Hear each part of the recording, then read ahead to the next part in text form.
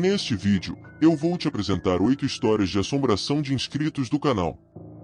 Essas histórias se passaram em lugares que talvez você conheça, por isso, se souber de algo ou tiver uma experiência parecida, me deixe saber nos comentários. Eu vou deixar na descrição deste vídeo um link para livros de histórias de terror incrivelmente assustadoras que eu conheço há muitos anos. Se você gosta desse tipo de leitura, eu tenho certeza que vai gostar da sugestão. Dá uma olhada. Vamos aos contos de hoje. Conto 1. O Eco do Casarão em Ouro Preto.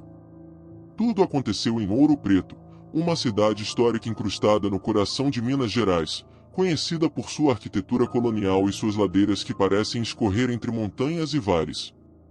Na época, eu era um jovem estudante da Universidade Federal de Ouro Preto e havia alugado um antigo casarão no centro da cidade, um sobrado imponente com janelas de madeira pintadas em verde e detalhes de ferro forjado que emolduravam a entrada principal, bem próximo à igreja matriz de Nossa Senhora do Pilar. O casarão era uma relíquia da época do Brasil colônia, com seus cômodos repletos de móveis de madeira maciça e um aroma antigo que impregnava as paredes de pedra. Em minha primeira noite na casa, me acomodei no quarto de estudo, uma pequena sala no segundo andar com uma janela que se abria para as ruas de paralelepípedos. A única luz vinha da minha velha lâmpada de cabeceira, cuja luz amarelada projetava sombras dançantes nas paredes. Foi quando ouvi um sussurro quase inaudível, como se alguém falasse em meu ouvido. Olhei em volta, meu coração batendo forte, mas não havia nada além das sombras. Convenci-me de que era apenas minha imaginação, um truque de minha mente cansada, e forcei-me a dormir. Na noite seguinte, no entanto, os sussurros voltaram, desta vez mais nítidos, mais insistentes. Era uma voz feminina, delicada, falando numa língua antiga que eu não conseguia entender. A voz parecia vir das profundezas da casa, ecoando pelos corredores escuros e vazios. Fiquei acordado a noite toda, ouvindo o som daquela voz melancólica, um arrepio percorrendo minha espinha sempre que o sussurro se fazia presente. Inquieto, decidi investigar a história daquela casa. Foi então que descobri, através de um velho morador da cidade, que o casarão fora propriedade de uma senhora acusada de bruxaria durante o ciclo do ouro. Diziam que ela falava com os mortos e lançava maldições sobre aqueles que a provocavam. Foi julgada pela Inquisição local e condenada à morte. A lenda contava que seus lamentos ainda ecoavam pelos cômodos da casa, uma lembrança sombria de seu destino cruel. Depois disso, cada noite no casarão tornou-se um pesadelo. Os sussurros se tornaram gritos lancinantes, seguidos por um silêncio sepulcral que apenas intensificava o medo que tomava conta de mim. Por fim, não aguentando mais a pressão, mudei-me daquela casa, mas as lembranças daquelas noites angustiantes me perseguem até hoje. A voz, os lamentos, a sensação opressora. As assombrações de Ouro Preto, presas no velho casarão, marcaram-me profundamente, uma memória que não se apaga, um eco que não se silencia. Conto 2. A aparição de São Tomé das Letras. São Tomé das Letras. Essa pequena cidade localizada no sul de Minas Gerais carrega consigo histórias que desafiam o entendimento humano. Conhecida por suas lendas de seres extraterrestres, fenômenos paranormais e cavernas misteriosas, foi lá onde vivi a experiência mais assustadora da minha vida. Eu estava viajando sozinho, explorando a região e suas peculiaridades. Uma das atrações mais faladas era o Bosque dos Gnomos, um trecho de floresta repleto de formações rochosas únicas, entrelaçadas com trilhas e ladeiras que levavam a vistas panorâmicas da região. Embriagado pela beleza do lugar, decidi explorar o bosque mais a fundo. Afinal, que mal poderia vir? A tarde avançou mais rápido do que eu esperava, e o sol começou a se esconder por trás das montanhas, tingindo o céu de laranja e violeta. As sombras das árvores se alongaram e a floresta, antes cheia de vida e cor, tornou-se um lugar desconhecido, escuro e silencioso. De repente, percebi que não sabia mais o caminho de volta. A cada passo, parecia que a floresta se tornava mais densa, e a sensação de desorientação se intensificou. Foi quando o nevoeiro surgiu. Levantou-se do solo como um fantasma, cobrindo tudo com um véu espesso e frio. A luz do luar mal conseguia atravessá-lo, e a floresta ganhou um tom prateado, tornando-se ainda mais enigmática. Foi nesse cenário que a vi pela primeira vez. Uma figura espectral, flutuando sobre o solo úmido da floresta. Ela era uma mulher vestida de branco, um vestido longo que parecia feito de névoa. Seu rosto era suave, quase angelical, mas seus olhos, eles eram a personificação da tristeza, uma dor tão profunda que me fez estremecer. Ela flutuou em minha direção, seus olhos nunca deixando os meus. Sua mão, delicada e transparente, apontou para uma direção na floresta. Fiquei paralisado, meus olhos fixos nela, até que desapareceu, dissolvendo-se no nevoeiro. Movido por um impulso inexplicável, segui a direção que ela havia apontado. A trilha era estreita e difícil, mas, depois de alguns minutos de caminhada, consegui chegar de volta à cidade. Os moradores locais, ao ouvirem meu relato, disseram que eu havia encontrado a Dama Branca, uma entidade conhecida por guiar viajantes perdidos de volta à segurança. Aquele episódio ainda me assombra. Quando visito São Tomé, sinto um calafrio ao passar pelo Bosque dos Gnomos, e a imagem da Dama Branca nunca deixou minha mente. Ela é um lembrete constante do desconhecido que permeia o mundo, do mistério que é a própria vida, e da capacidade daquela pequena cidade de tocar o sobrenatural. Conto 3. O Lobisomem de Araxá. Eu nasci e cresci em Araxá, uma pitoresca cidade do Triângulo Mineiro, conhecida por suas águas termais, e pelo Grande Hotel, um majestoso prédio em estilo neoclássico que se destaca na paisagem local. Desde muito jovem, ouvi histórias contadas pelos mais velhos sobre um lobisomem que vagava pelas matas que circundavam a cidade. Na época, eu descartava essas histórias como apenas lendas, mitos para assustar crianças travessas. No entanto, um incidente na minha adolescência me fez repensar essas crenças. Estava voltando da escola em uma tarde quente. O sol já começava a se despedir no horizonte, tingindo o céu de um tom laranja vivo. Para chegar mais rápido em casa, decidi pegar um atalho que passava por uma pequena parte da mata local. A lua já se destacava no céu, redonda e brilhante, lançando uma luz suave sobre a paisagem. A mata estava silenciosa, à exceção do som de meus passos quebrando galhos secos e o canto ocasional de um pássaro noturno. Então, o uivo rasgou a quietude. Um som longo e agonizante, ecoando através das árvores e enviando arrepios pela minha espinha. No momento seguinte, ouvi um ruído, como se algo estivesse se movendo rapidamente pela mata. Virei-me e meus olhos encontraram um par de olhos amarelos, brilhando intensamente na escuridão. Estavam fixos em mim, predatórios. Eu podia ver a silhueta de uma criatura grande, apoiada em 4 patas, mas com traços humanos distorcidos. O medo me dominou, e comecei a correr.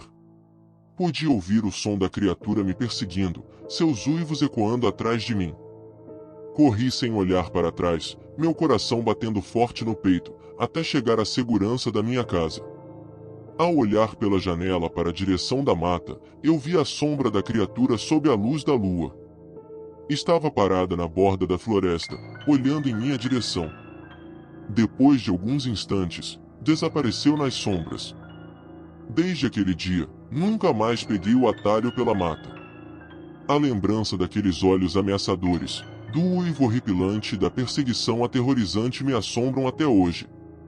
As histórias que eu costumava considerar como mitos, se tornaram realidade para mim naquela noite, e a lenda do lobisomem de Araxá se tornou parte inseparável das minhas memórias. Conto 4. As vozes da estação ferroviária de Mariana. Mariana é uma cidade encantadora, a primeira vila, cidade capital do estado de Minas Gerais. Apesar de ser muito conhecida pelas belas igrejas e ruas de pedra, há um local menos falado, mas de igual importância histórica, a estação ferroviária. Porém, para mim, essa estação tem um significado muito mais sombrio. Eu trabalhava como agente da estação, responsável pela manutenção e segurança do lugar. Era um trabalho tranquilo, a maioria das vezes, mas tudo mudou em uma noite fria de junho. Depois de encerrar minhas obrigações, decidi ficar um pouco mais para apreciar a tranquilidade do lugar. As luzes fracas do poste iluminavam a estação, dando um ar nostálgico e solitário. O vento assobiava ao passar pelos trilhos vazios e a lua cheia lançava uma luz prateada sobre o complexo. Foi então que ouvi o primeiro sussurro. A princípio, pensei que fosse o vento ou algum animal noturno, mas logo percebi que eram vozes humanas. Eram sussurros frenéticos, palavras desconexas e risadas abafadas, mas o mais assustador era que eu não conseguia identificar a origem do som. As vozes aumentaram de volume, transformando-se em um coro de gritos, choro e risadas. Parecia que vinham de todos os lugares ao mesmo tempo, dos trilhos, do prédio da estação, do céu acima.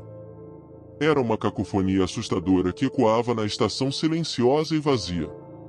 Aterrorizado, corri para fora da estação, mas as vozes continuaram a me seguir. Elas só pararam quando finalmente cheguei em casa, deixando-me em um silêncio ensurdecedor. Na manhã seguinte, fui ao trabalho ainda abalado. Um dos moradores mais antigos de Mariana, ao ouvir minha história, me contou sobre um acidente que ocorreu na estação no início do século XX. Um trem havia descarrilado, matando dezenas de pessoas. Ele acreditava que as vozes que ouvia eram os ecos daquelas almas infelizes, presas no local de sua morte trágica. Depois dessa noite, nunca mais fiquei na estação após o anoitecer. As vozes, embora nunca mais tenham voltado, deixaram uma marca indelével em mim. O medo, a confusão, a sensação de não estar sozinho. Essas lembranças transformaram a estação de Mariana em um lugar de assombração para mim, um lugar que eu prefiro evitar quando a noite cai. Conto 5. O vulto da Igreja de Ouro Preto. Em um passado não muito distante, eu estudava na renomada Universidade Federal de Ouro Preto. A cidade, com suas ruas de pedra e edifícios coloniais, é um verdadeiro tesouro de histórias e lendas, mas uma delas me marcou para sempre. Morava em uma república próxima à igreja de São Francisco de Assis, uma das mais belas da cidade, famosa por sua ornamentação e o trabalho do mestre Aleijadinho. Sua fachada imponente e a torre que toca o céu sempre foram um consolo para meus olhos, até uma noite fatídica. Era uma noite de lua nova, a escuridão cobria a cidade como um manto, interrompida apenas pelas luzes fracas dos postes. Eu estava voltando para casa depois de uma longa noite de estudos na biblioteca da universidade. Ao passar pela igreja de São Francisco de Assis, notei um movimento na torre. Parei e olhei para cima, tentando entender o que estava acontecendo. A escuridão tornava difícil ver claramente, mas havia algo lá, uma silhueta escura contra o céu noturno. Enquanto eu observava, a silhueta começou a se mover, descendo lentamente pela fachada da igreja. Parecia que estava flutuando no ar, movendo-se de uma maneira que nenhuma pessoa poderia. O vulto parou de repente. Por um breve momento, pensei que vi um par de olhos brilhando na escuridão. O medo me consumiu, mas eu estava paralisado, não conseguia tirar os olhos do vulto. Então, ele desapareceu, como se tivesse sido engolido pela escuridão. No dia seguinte, relatei o ocorrido aos meus amigos da República. Um deles, um nativo de Ouro Preto, ouviu minha história com uma expressão séria e me disse que o que eu vi era o fantasma de um padre que havia se suicidado naquela igreja séculos atrás, e desde então, seu espírito assombra o lugar. Desde aquela noite, eu nunca passei pela igreja de São Francisco de Assis depois do anoitecer. O vulto, o brilho dos olhos na escuridão, tudo era demais para eu lidar. Aquele lugar, que antes me trazia paz, tornou-se um lembrete constante do medo que senti naquela noite e da presença assustadora que a cidade de Ouro Preto abriga em suas sombras. Conto 6. A Fazenda Mal Assombrada de Bom Despacho. Bom Despacho, uma cidade agradável e tranquila situada no centro-oeste de Minas Gerais, foi a minha casa durante grande parte da minha vida. Minha família possuía uma extensa fazenda nos arredores da cidade, onde eu passei muitos dias de minha infância. A fazenda, embora agradável durante o dia, abrigava um segredo sinistro que só se revelava à noite. Nossa casa ficava no alto de uma colina, de onde se podia ver o vasto campo verde e a antiga casa dos escravos, um edifício de pedra desgastado pelo tempo, situado a uma curta distância.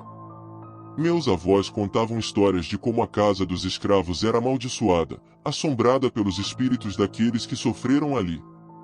Na minha adolescência, curioso e cético em relação às histórias, decidi investigar a casa dos escravos à noite. Peguei minha lanterna e segui para o edifício. A casa parecia ainda mais assustadora à noite. As sombras das árvores dançavam nas paredes de pedra e os sons noturnos ressoavam pelo silêncio. Com um nó no estômago, entrei na casa. A luz da minha lanterna revelou os interiores antigos e desgastados. Podia-se ver a marca do tempo e do sofrimento naquelas paredes. Comecei a explorar, mas logo senti uma queda brusca na temperatura. O ar ficou pesado, como se estivesse carregado de uma energia invisível. Então, os sussurros começaram. Eram baixos a princípio, quase imperceptíveis, mas logo ficaram mais altos. Eram vozes humanas, mas não consegui distinguir as palavras. Era como se estivessem falando em uma língua estrangeira, ou talvez uma antiga forma de português. De repente, a luz da minha lanterna começou a piscar e apagou completamente. Fiquei paralisado na escuridão, os sussurros ecoando ao meu redor. Então, uma luz fraca começou a brilhar em uma das salas. Era uma luz azulada, fria, que parecia emanar de nenhuma fonte em particular. Com um medo paralisante, corri da casa, tropeçando no escuro e guiado apenas pela luz da lua. Os sussurros me seguiram até sair da casa, e só então pararam. Desde aquela noite, nunca mais fui à casa dos escravos depois do anoitecer. A experiência me deixou com uma compreensão profunda e assustadora das histórias que meus avós contavam. A casa dos escravos da nossa fazenda em Bom Despacho não era apenas um edifício antigo, era um lembrete do passado sombrio que ainda assombrava o lugar. Conto 7. O menino do pé de manga de Barretos. Barretos, cidade conhecida pela famosa Festa do Peão, foi o cenário de uma das experiências mais aterrorizantes da minha vida. A minha casa, uma construção simples e confortável, abrigava uma bela mangueira no quintal, plantada pelo meu avô há muitos anos. Mas junto a ela, vivia um mistério que eu nunca esperaria desvendar. A história começa em uma tarde quente de verão. Eu estava sentado sob a sombra do pé de manga, lendo um livro, quando ouvi um leve riso de criança. Olhei ao redor, mas não havia ninguém ali além de mim. Intrigado, decidi ignorar o incidente e voltei à leitura. No entanto, à medida que o tempo passava, comecei a ouvir o riso mais frequentemente, sempre na mesma hora da tarde, sempre sob o pé de manga. O som era sempre acompanhado de uma sensação de frio, mesmo sob o sol escaldante do verão. Uma noite, depois de ter ouvido o riso novamente, decidi investigar. Peguei uma lanterna e fui até a mangueira. Ao me aproximar, notei uma pequena luz brilhante na base da árvore. Ao me aproximar mais, vi que a luz tinha a forma de um menino que parecia transparente e emanava uma fraca luz azul. Ele olhou para mim com olhos brilhantes, sorriu e estendeu a mão, como se quisesse me convidar a brincar. Eu estava aterrorizado, mas não conseguia desviar o olhar. Então, tão repentinamente quanto apareceu, o menino se dissipou, deixando apenas a escuridão e a mangueira atrás. Passei a noite acordado, revivendo o encontro. Na manhã seguinte, perguntei aos meus vizinhos mais velhos sobre a história da minha casa. Um deles me contou a história de um menino que morava naquela casa antes de nós. Ele adorava brincar sob a mangueira, até que um dia morreu subitamente de uma doença desconhecida. Os moradores locais acreditam que seu espírito ainda brinca sob a árvore que ele tanto amava. Desde aquela noite, eu passei a evitar a mangueira ao anoitecer. O riso, a visão do menino, tudo isso me deu uma nova perspectiva sobre a minha casa em Barretos. O que antes parecia apenas uma árvore, agora era o playground eterno de um espírito infantil, um lembrete constante da história escondida naquelas terras. Conto 8. O segredo da Rua do Patrimônio em Cananéia. Cananéia, conhecida como a cidade mais antiga do Brasil, é um lugar repleto de história, cultura e, como descobri, mistérios assustadores. Morei por um breve período na Rua do Patrimônio, uma via estreita e calçada de pedras que margeia o centro histórico da cidade. Minha casa, uma construção colonial com paredes de pedra e um telhado de telhas antigas, ficava ao lado de um prédio abandonado, que os moradores locais diziam ser mal assombrado. Segundo eles, a casa era assombrada pelo espírito de uma mulher chamada Maria, que tinha sido morta por seu marido ciumento no século XVII. Nunca acreditei nessas histórias até uma noite em que a lenda ganhou vida diante dos meus olhos. Era uma noite de chuva pesada, com relâmpagos rasgando o céu e o trovão ecoando pelo centro histórico de Cananéia. Estava sentado na sala, lendo, quando ouvi um choro abafado vindo do prédio ao lado. Tentei ignorar, mas o choro persistiu. Com uma lanterna em mãos, decidi investigar. A porta da casa estava entreaberta, o que era estranho, pois sempre a vi fechada. Com um sentimento de temor, empurrei a porta e entrei. O interior da casa estava escuro e úmido, com um cheiro de mofo e madeira velha. O choro continuava, mais alto agora, vindo de uma sala no final do corredor. Lentamente, fui em direção ao som. Ao abrir a porta da sala, vi uma figura feminina, vestida com um vestido longo e antiquado, sentada de costas para mim. Ela estava chorando, as lágrimas brilhando na luz fraca da minha lanterna. Tentei falar, mas antes que pudesse dizer qualquer coisa, a mulher se virou. Seu rosto estava pálido como a lua, e seus olhos, inundados de lágrimas, brilhavam na escuridão. Ela olhou para mim, abriu a boca como se fosse falar, mas então desapareceu, deixando apenas o som de seus soluços no ar. Corri de volta para minha casa, a imagem da mulher marcada em minha mente. No dia seguinte, contei aos meus vizinhos o que tinha visto. Eles assentiram com seriedade e confirmaram que eu havia encontrado Maria, o espírito que assombrava o prédio ao lado da minha casa na Rua do Patrimônio.